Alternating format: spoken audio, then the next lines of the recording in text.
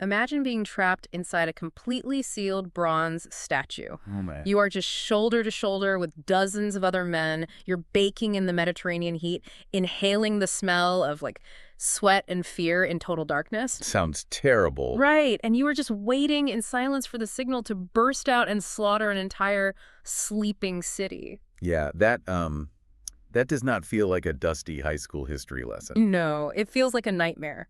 And that is exactly the tone of Christopher Nolan's new $250 million IMAX survival horror adaptation of the Odyssey. It is a totally radical departure from how we usually consume these stories because, Yeah. I mean, we tend to sanitize ancient myths in our cultural memory, right? Absolutely. We turn them into cartoons or, simplified bedtime stories, or we just memorize the broad strokes to pass a test. Yeah. We completely strip away the blood, the grit, and the sheer terror that made these oral traditions resonate around campfires in the first place. And putting that terror back in is our entire mission for you today in this deep dive. Because we are looking at a 3,000-year-old foundational myth just colliding with the absolute bleeding edge of cinematic technology. It's a huge undertaking. It really is. So we're going to figure out how Nolan achieved this massive scale, why he decided to lean so heavily into genuine horror, and we're going to examine the absolutely wild modern culture war this film has triggered online. Right, and I think the best place to start is the physical construction of the movie. Okay, lay it on me. Because you really cannot separate Nolan's stubborn ambition from the story he's trying to tell here.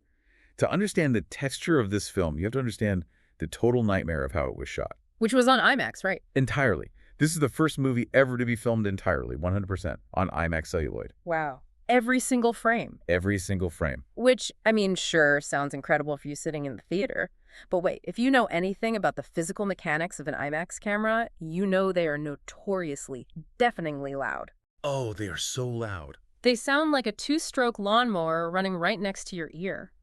So if you are trying to film a quiet, deeply emotional dialogue scene, how do you even capture the audio over that mechanical grinding? Well, you generally don't, which is why most filmmakers only use IMAX for wide landscape shots or, huge action sequences. Right. But to get around the noise for the dialogue here, the production had to build these massive blimping systems. Blimping systems? Yeah, essentially a blimp is a giant, custom-built, soundproof housing that encapsulates the entire camera to muffle the motor. Okay. But here's the catch. When you put a fully loaded IMAX camera inside one of these acoustic blimps, it weighs over 300 pounds. Over 300 pounds. Yeah. So it just becomes this gigantic, unmovable monolith sitting right in the middle of the room. Exactly. But hold on, if you're aiming for intimate, raw emotion, doesn't putting a refrigerator-sized box between the actors just destroy the chemistry? You would think so? Because normally an actor stands right next to the camera lens, so their eye line connects intimately with the audience, right? If they are pushed far apart by a 300-pound box, how do they even act together? That is exactly the logistical wall they hit. And the solution they engineered is honestly fascinating.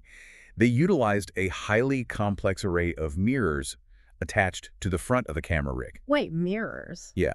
They bounced the reflection of the actors' faces through these angled mirrors, so the reflection landed right next to the lens. That is wild. So the actors were physically far apart, but they could maintain a natural eye line by just looking into the mirror. So they're essentially trying to have a deeply vulnerable, traumatized conversation, but they have to act through a geometry puzzle. Pretty much. They're like trying to connect emotionally with your partner while looking through a submarine periscope. That is a perfect analogy. It is a staggering amount of cognitive dissonance for an actor to overcome. But the mechanism behind why Nolan forces this issue is vital. Right. Why endure that logistical headache? It comes down to how celluloid film captures light. It is the closest physical analogy we have to how the human retina actually processes the world. Okay, I see. By shooting every single scene in IMAX, the objective isn't just like a bigger picture, it's a psychological trick. It eliminates the subconscious distance between the screen and the viewer. Wow. You aren't just watching a ship on the Mediterranean. Your brain is tricked into feeling like you are standing on the deck with the crew. And if you are going to go through all of that agonizing trouble to capture real light on real celluloid, you can't exactly fill the background with fake computer-generated pixels. No, definitely not. The commitment to practical effects here is staggering. 0 CGI armies. None. No digital copy and pasting to make crowds look bigger. When there are 1,000 people battling on a beach, those are 1,000 real human beings swinging real weapons. Which really grounds the mythology in a tactile, physical reality. Yeah. And nowhere is that tactile reality more disturbing than in the reimagining of the Trojan horse. Oh, right. Let's talk about the horse. Because everyone has that standard history book illustration in their head, you know? Yeah. Like a neat wooden cart on little wheels that looks like a giant child's toy. Completely discard that image. Just throw it out. Exactly. The film reimagines it as a terrifying, towering bronze creature. It is so intense. And going back to the sensory deprivation we mentioned at the very start of the deep dive, when the men are stuffed inside this thing, it operates like a metal furnace. You can practically feel the claustrophobia radiating off the screen. And that claustrophobia is really the perfect entry point into the thematic architecture of the movie. Right. That bronze oven is where the psychological break happens. We had to look at the context of the filmmaker here. Why choose an ancient, gritty war epic immediately after making Oppenheimer? Well, there is this incredible behind-the-scenes detail about that exact pivot. Apparently, the spark for adapting the Odyssey came from a family reality check. Yeah. Nolan's son walked into his office, noticed the Oscars from the previous year weren't prominently displayed, and bluntly pointed out that, sure, he won for directing, but he didn't win an Oscar for writing Oppenheimer. Wow. A very humbling push from your kid to get back to the typewriter. Absolutely brutal, but it worked. It spurred this massive script. And culturally, people are now viewing this take on the Odyssey as a direct thematic sequel to Oppenheimer. Which makes sense. The parallel is brilliant when you look at the underlying mechanics of both stories. Yeah. I mean, Oppenheimer was a study of the immense psychological weight of a man who doomed civilization through his own ingenuity. Right. Now, map that onto Odysseus. Odysseus isn't just a hero trying to get home. He's a man grappling with the horrific consequences of his own cunning. Because he invented the Trojan horse. Exactly. He designed the slaughter. The entire journey home is a manifestation of the PTSD earned from a brutal 10-year war. His genius is his curse. And the world punishing him for that genius is totally unforgiving. This isn't a fun, swashbuckling adventure movie. No, not at all. Nolan has fully leaned into genuine horror for the first time in a quarter of a century. We are getting fully fleshed out practical effect horror sequences. Yes, Cyclops, cannibals, the literal wrath of ancient gods. But wait, why go full horror? Because to the ancient Greeks, the sea wasn't a scenic vacation spot. It was an abyss of the unknown. It was the literal edge of the universe filled with apex predators and hostile deities. That makes sense. So to accurately portray that today, you have to use the visual language of survival horror. A giant monster made of CGI might look cool, but a practical, fleshy, grotesque creature in your physical space. That taps into primal fear. But I have to push back on this a little bit. Is Nolan essentially trying to smuggle a deeply philosophical anti-war meditation into the theater disguised as a massive summer blockbuster? I think he is, yeah. Do audiences showing up for IMAX Spectacle really want to be hit with an examination of ancient PTSD? I think they do, provided the spectacle acts as the delivery mechanism.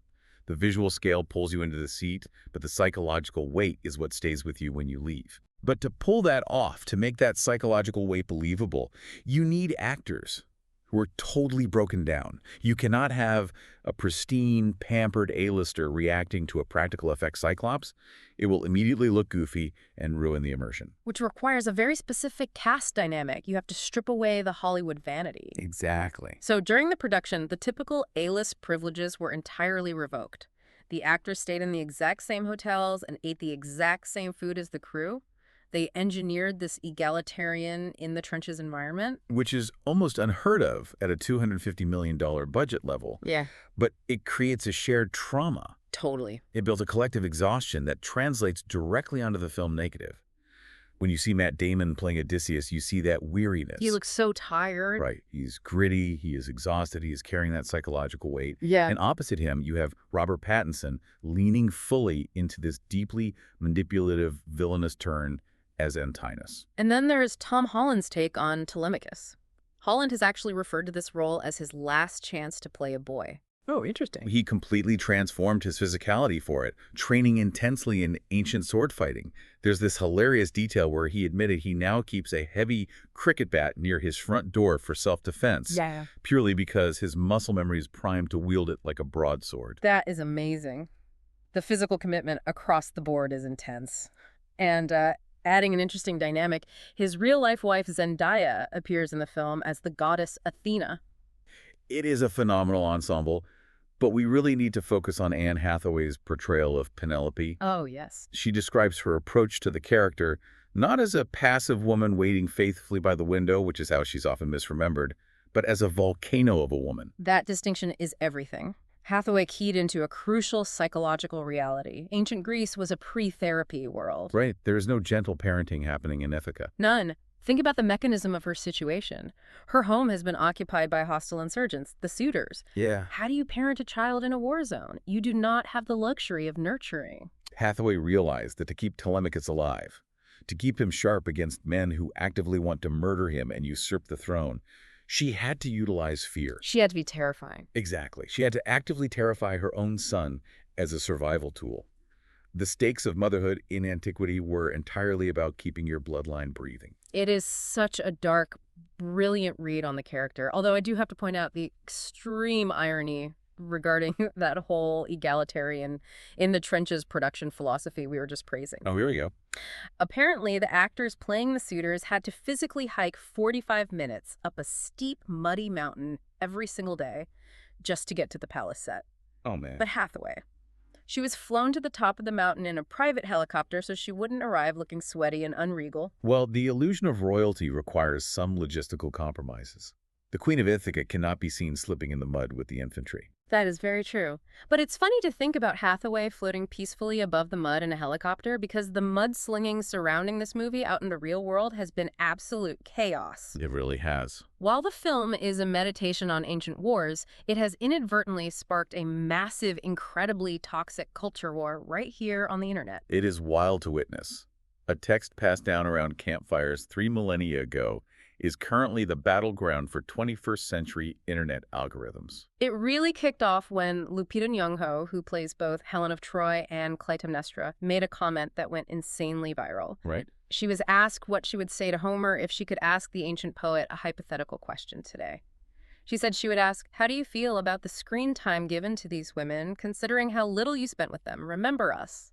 And the digital backlash to that hypothetical question was immediate and severe. People completely pounced on it. The internet roasted her for trying to lecture a foundational ancient poet with what they labeled a woke modern grievance. Yeah, you saw parallels to the recent Snow White controversies everywhere. Exactly. This idea of modern sensibilities loudly clashing with classic source material. People were quick to point out that Nyong'o herself admitted she didn't know anything about the Odyssey prior to sitting down with Nolan. Right. And the primary counterargument flooding social media was basically pointing out the mechanics of the original plot. The story is fundamentally about men lost at sea fighting a war. So they argued, why would the original author dedicate massive amounts of time to the women waiting back home? Right. They argued her entire premise was completely moot. But the friction didn't stay contained to just a debate about screen time or narrative structure. Yeah. It rapidly escalated into a highly charged debate about the casting itself. Oh, absolutely. The decision to cast a Black actress as Helen of Troy became a massive flashpoint online. High-profile figures like Elon Musk and a wave of right-wing bloggers aggressively blasted the decision. Yeah. Musk even went so far as to publicly label the director an anti-white racist. And on the other side of that clash, the filmmakers and Nyong'o mounted a very firm defense of their creative choices. They argued that a modern adaptation's cast should reflect the modern world consuming it. Makes sense. But more importantly, they pointed out the absurdity of demanding rigid historical accuracy for a mythological entity. We were talking about Helen of Troy. Right. According to the foundational myth, she wasn't a traditional historical human. She literally hatched from a swan's egg because Zeus turned into a bird. I mean, when you put it like that, defending the biological realism of a swan egg person does seem a bit surreal. Exactly. It highlights the flexibility of mythology. The filmmakers also argued that their explicit goal was to elevate the female perspective, to structurally examine how the devastation of the Trojan War rippled outward to affect the women left behind, not just the soldiers on the battlefield. What I find so fascinating about this entire clash isn't really the day-to-day arguing in the comment sections. It's the sheer sociological curiosity of it all. How so? Well, why do we care so deeply? Why does an adaptation of a story this old trigger such visceral anger and debate? Because the Odyssey is no longer just a story. It is functioning as a cultural Rorschach test. Oh, I like that. We are fiercely protective of these foundational texts, even though they were originally oral traditions specifically designed to mutate and change with every person who told them. That's true. What we are seeing online isn't really a debate about Homer or ancient Greece. It is a proxy war. We are projecting our own deeply held 21st century anxieties about representation, historical ownership, and shifting gender roles onto a blank canvas that is 3,000 years old. Which raises an incredibly complicated question for anyone listening right now to consider. When we dust off and adapt ancient myths, who actually owns the narrative? That's the big question. Is it an untouchable historical artifact that must be preserved exactly as it was translated? Or is it a sandbox, inherently meant to be reshaped, reinterpreted, and remolded by the anxieties and values of every single new generation that inherits it? That is the eternal tension of all mythology. And it actually leaves us with a rather profound thought experiment. Okay, let's hear it. We know that the Odyssey has survived for 3 millennia, precisely because it has been constantly adapted to fit the technologies and cultures of different eras. So project yourself 3,000 years into the future. Okay. What will humans in the year 5026 think of this IMAX version? Oh, man. That is a vast timeline. Will they look back at the cinematic scale, the practical horror, the psychological depth, and view this as the definitive masterpiece adaptation of the myth? Or will they look at the 300-pound camera blimps, the submarine mirrors, and the exhausting internet culture wars surrounding it, and see the whole thing as just a quaint, revealing artifact of our own 21st century obsessions? That is an incredible thought to end on. It brings us right back to pulling that dusty book off the shelf. Maybe the core of these stories never actually changes, but the lens we view them through is always shifting. Right. And sometimes examining that modern lens reveals far more about who we are today than it does about the ancient Greeks. Beautifully said.